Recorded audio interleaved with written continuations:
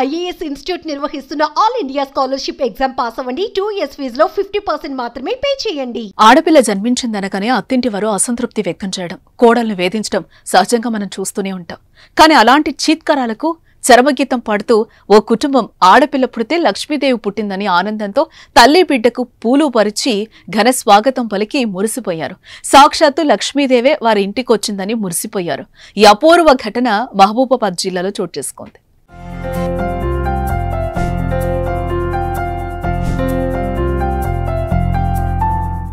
మహబూబాబాద్ జిల్లా కేసముద్రం మండలం తాళ్లపూసపల్లి గ్రామానికి చెందిన క్రాంతి కుమార్, సుమా దంపతులకు 2 కుమారులున్నారు. కానీ ఆ దంపతులకు ఆడపిల్ల లేదనే వెలితి కనిపించింది. ఆడపిల్ల పుట్టాలని పూజలు చేశారు, మొక్కులు మొక్కారు. చివరికి వారి కళ నిజమైంది.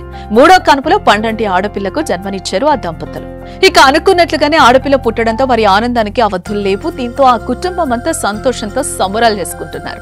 తమకు ఆడపిల్ల పుట్టిందని ఇరుగు పొరుగు వారితో సంతోషాన్ని షేర్ చేసుకున్నారు.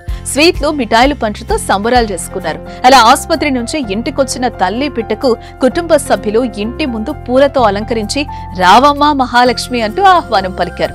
తమ ఇంటికి మహాలక్ష్మి తరలి వచ్చిందంటూ ఆనందంతో కేరింతలు కొట్టింది ఆ కుటుంబం. ఆడపిల్ల పుడితే భారంగా భావించి పుట్టగానే చెత్త పొదల్లోనూ, మురికి కాలువ దగ్గర పురుట్లోనే చంపేస్తున్న నేటి కాలంలో 2 మగపిల్లలున్నా ఆడపిల్ల కోసం 3వ కాన్పు వరకు ఉండి పండంటి మహాలక్ష్మికి జన్మనిచ్చిన ఈ దంపతులు ఆడపిల్లలు వద్దు అనుకునే వారికి చెంపపెట్టులా ఆడపిల్లలను కనాలనే వారికి ఆదర్శంగా నిలిచారంటూ క్రాంతి కుమార్, సుమా దంపతులను పొగడ్తలతో ముంచెత్తుతున్నారు. ఇక ఈ వీడియోపై మీ అభిప్రాయాన్ని కామెంట్స్ రూపంలో మాకు తెలియచేయండి.